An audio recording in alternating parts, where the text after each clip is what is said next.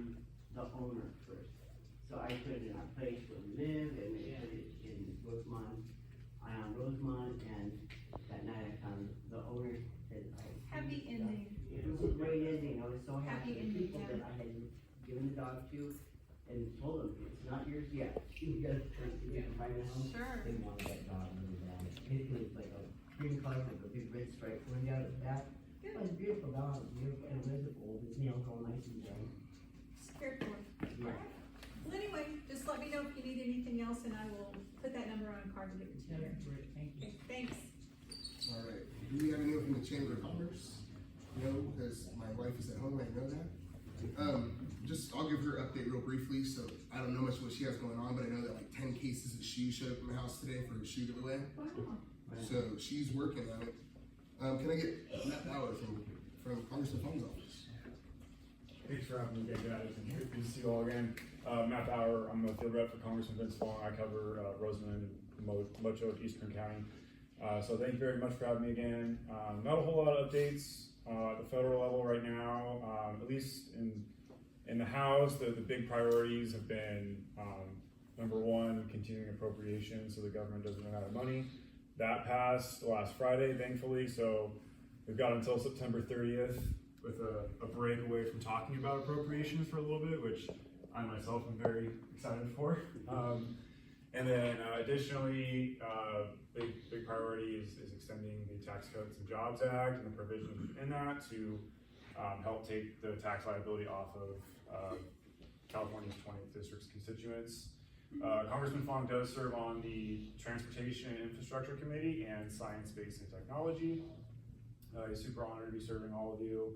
If there's anything our office can do regarding casework with Social Security, IRS, VA, anything like that. I know the postal theft has been a huge issue here. Anything that we can help with in those regards, please feel free to reach out to our district office and we'll set up an inquiry for you. Just bouncing off of the postal theft, our office I relayed the information to DC and the district. We are looking into it, see what we can do. And then additionally, I have tried to get contact with USCIS. Haven't had a whole lot of luck so far, but I'm working on it, calling every day, so. Yeah, the postmaster reached out to me, thanks to Sergeant Mountjoy, and so they've got some heavy-duty mailboxes. Oh, good. And she's supposed to be giving me the specifics and the locations, and if we can get somebody to pour the foundations, we can get those. She said she'll have them installed. Sweet. So Okay. I did reach out. She did reach out to me last week. Awesome. So I'm just waiting on that additional information, and we'll see about getting those installed. That's good to know. Very, very glad to hear that. Awesome. So yeah, other than that, that's kind of all I got. Congressman Fong did just have his first child on Saturday. So yeah, little boy Garrett. So cute. So super excited for that. Yeah, that's all I got. American Red Cross. Hi, I'm Lester Fusel. I'm the Government Relations Liaison for the current Eastern Sierra chapter of the American Red Cross. Really don't have anything to report, which is actually a good thing. We are continuing with our Blue Sky activity. I will be scheduling the appointments for the installation of the on-demand smoke detectors that people have signed up for. So looking forward to that.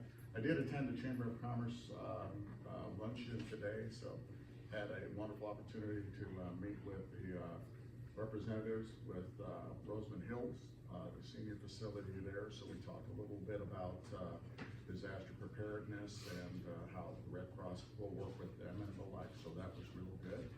And other than that, fortunately, no disaster activities, single family dwellings, so we didn't have to provide service, so that was a good thing. So pretty much it. Is there anybody that has any questions of the Red Cross at all? No? All right, well, thank you very much. Thank you. Thank you, sir. RCSD, we have a couple back there. Yeah, I'm gonna let Greg take it. Folks, by the way, I'm Rick Webb, of course, but this is Greg Wood. He's one of the other board members. He's our newest board member, elected back to the board in November of last year, correct? Yes. And long-time experience, very knowledgeable. But anyway, I'm gonna let Greg have the floor. It's yours, sir. Thank you, Rick. My name is Greg Wood, and probably seen me before. I'm newly elected back to the board in 2024, but I've been around a while. This is basically, this year is my 20th year on the RCSD board. And, I've still got 3 more to go in this term, or 3.5. A lot of things going on at the RCSD. We're getting into the budget process right now, and looking at our capital expenditures and things of that nature. So infrastructure upgrades that we're looking at. We just finalized our SSMP, which is our sewer system management plan, which will, when everything is done, it'll be available online. And I encourage everybody to just go in there and take a look at it, because it tells you exactly what our sewer system is, what the infrastructure, it explains it, how it's maintained, what we do in cases of an emergency and things of that nature. So it's a lot of good things going on, and we're still early in the budget process. There's really not too much to report on that, but other than we're looking at a lot of things to improve our infrastructure to make sure that we can continue to provide the community with excellent service in both water and sewage. And thank you for your time. Is there any questions? Yes, sir. Yeah, you guys looking at any more of a fair way to bill for sewer? Cause my bill is anything that I use in water, automatically the same volume goes to sewer. But that's not the way it works, cause I water the lawn, I got a swimming pool, and so it doesn't. That's taken into consideration. Every house that is built has a built-in formula to account for outside irrigation. But in your house, a lot of people don't realize, they think the sewer is only when you flush the toilets. But the sewer is sink water, bath water, washing machine, dishwasher. Anything that goes down the drain goes into the sewer. So we calculate by how much water you bring in. We take a calculation on how much CFM that you're using for your outside irrigation, and then calculate how much you're using. And that's how you get the sewer fee that goes onto your sewer bill to calculate your monthly sewer charge.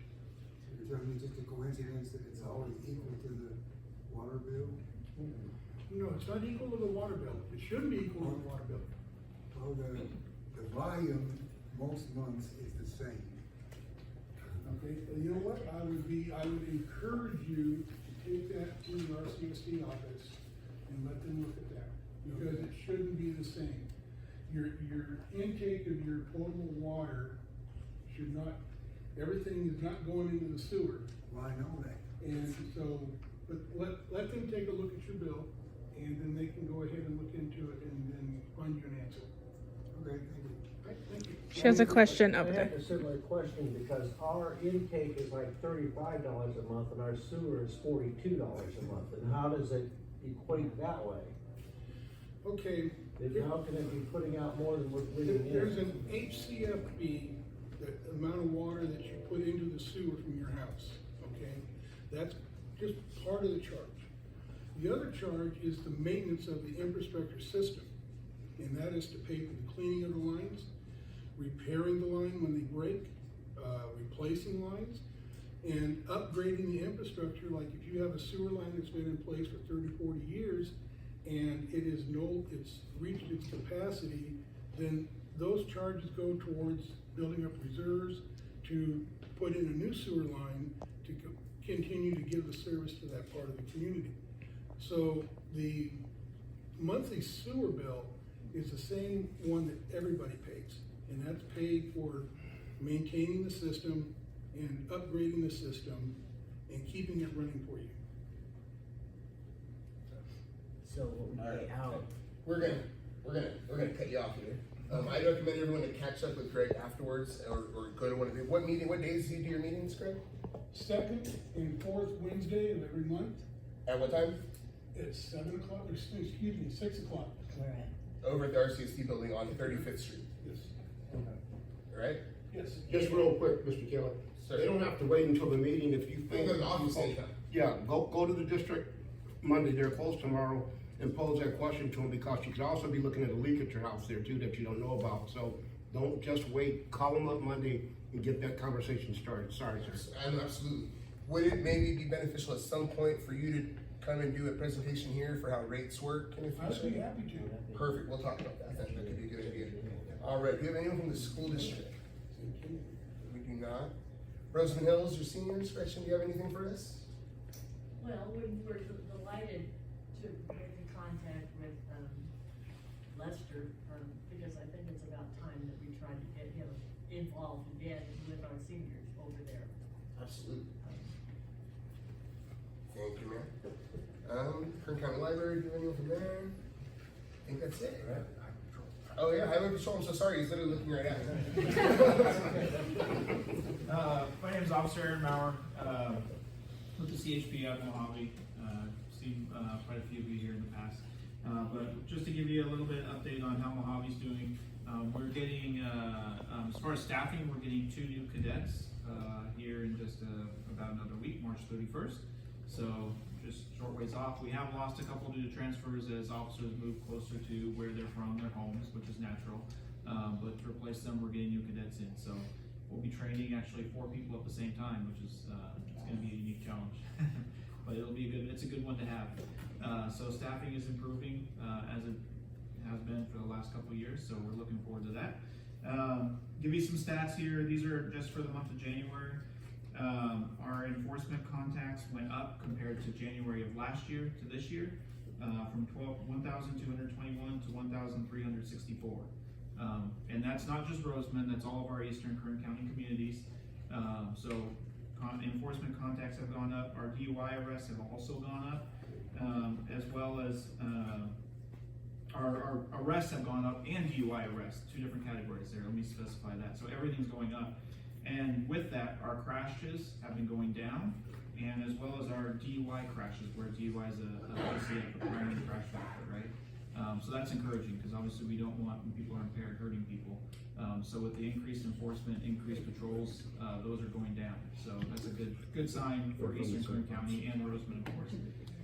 We've been working on school details. We've done several days down here in Roseman, at West Park, Mojave Tropico, the high school, where we had several officers come down here. We're working on more in the future, but we also have to consider our other schools in like Tehachapi and Ridgecrest and Boron, because they're all calling and asking for this extra enforcement. So we're making our way around, and then we'll be back in this area.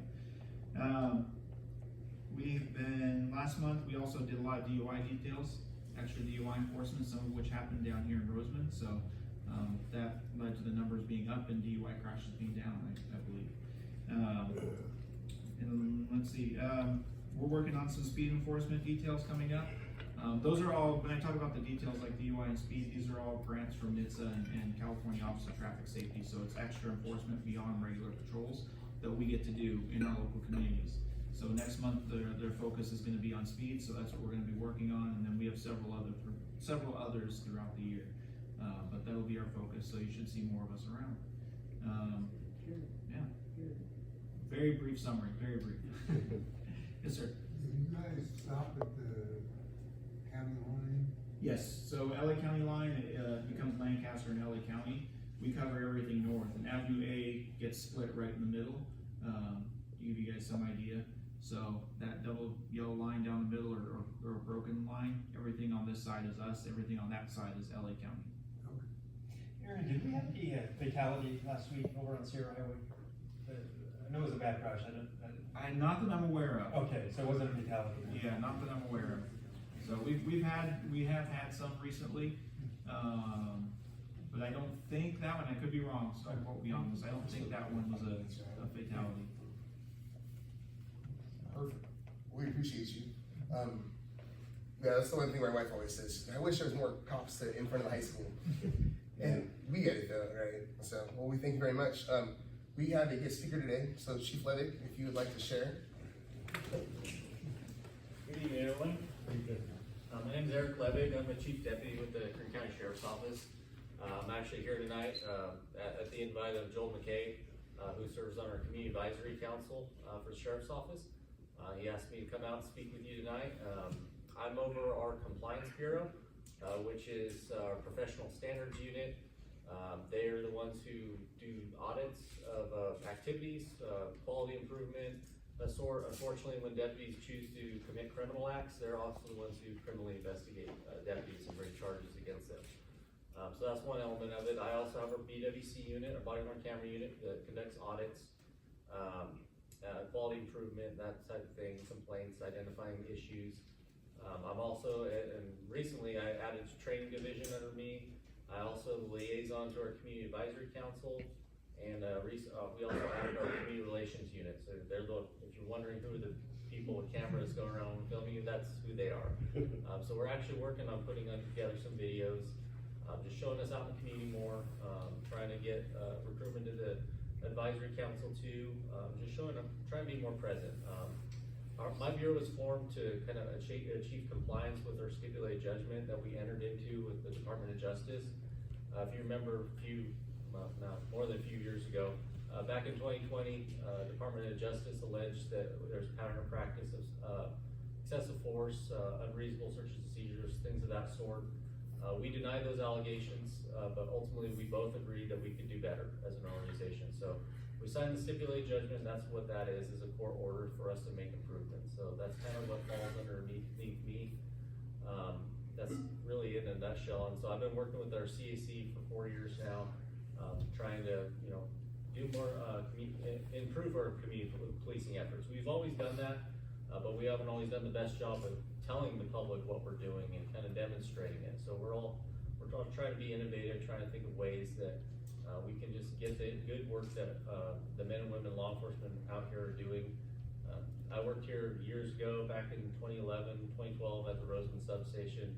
So it's kind of surreal to be listening that we lost the substation and we're having to get another one out here. So definitely feel your pain with that, and we're working very hard to do that. I believe, we have a series of deputies in our field training program currently. When they're all done, you'll be fully staffed out here in Roseman here in the next few months. So very much looking forward to that. So we've been trying to dig ourselves out of this hole in terms of staffing for a long time. Thankfully, the pendulum has swung the other way. We're able to make some net gains over the years. So I'll kind of pause there and be happy to answer any questions you have if I know the answers to them. Go ahead, I think I saw your hand first. I was just gonna tell you, in the sheriff's department, we're gonna have a car show Saturday from 4 to 7 at Foster Creek, if you'd like to cruise around so that. This Saturday? Yeah, so that people don't get stupid,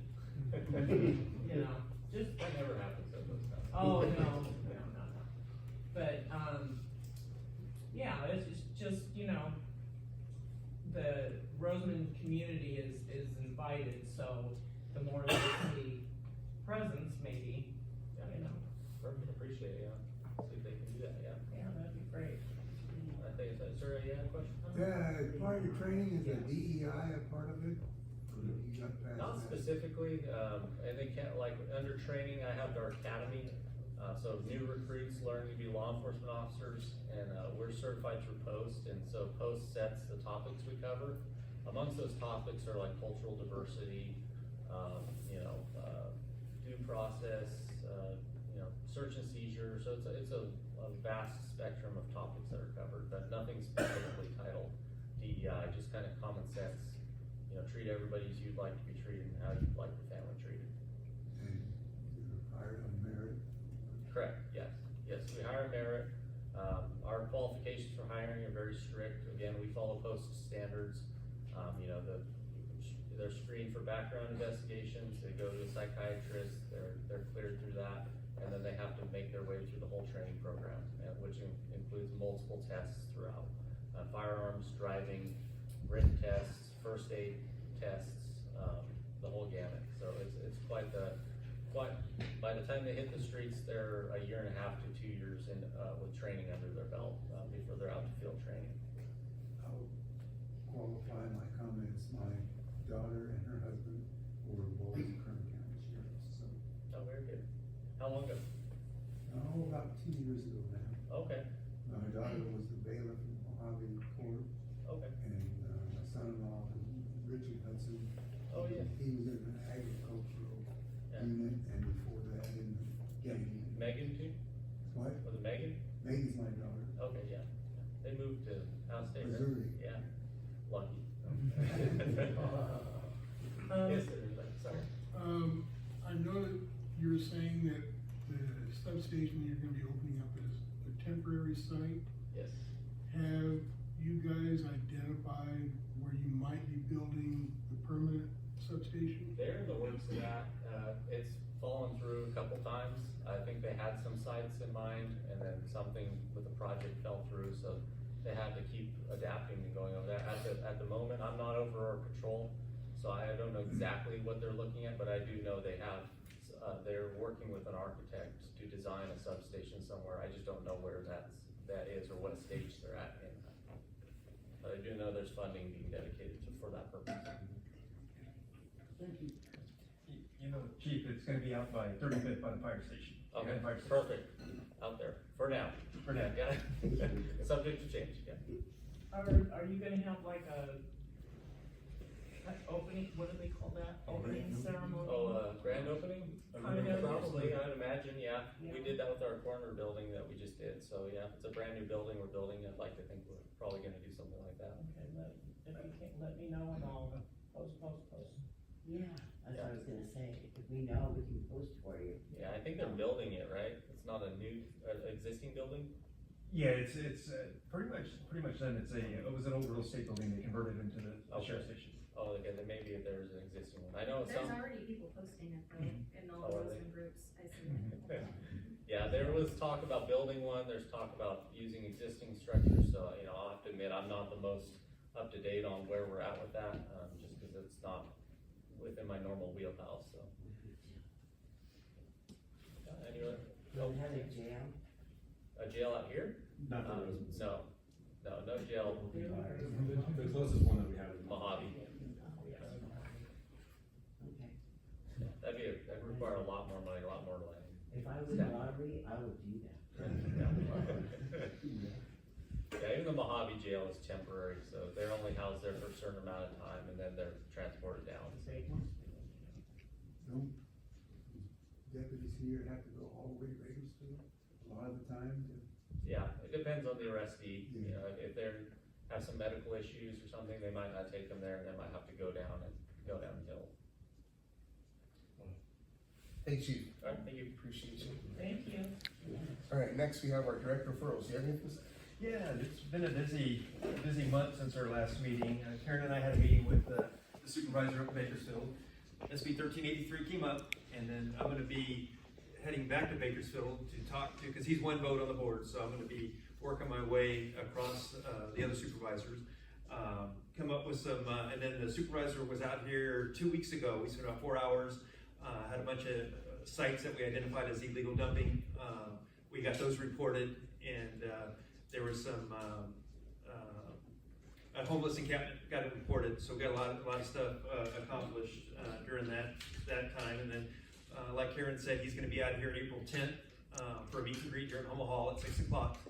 And then we're looking at, I got appointed to the Keep Kern Beautiful committee, so we're going to be hopefully having a Roseman cleanup day, and I think May 17th is what we're planning on. So more will come out, and the supervisor has already said he'll attend that. He'll be another event. He'll come out here and make himself available for it. So it's been a busy month. So awesome. I don't really have anything right now. So we're just like this. So we are adjourned. All right. Thank you.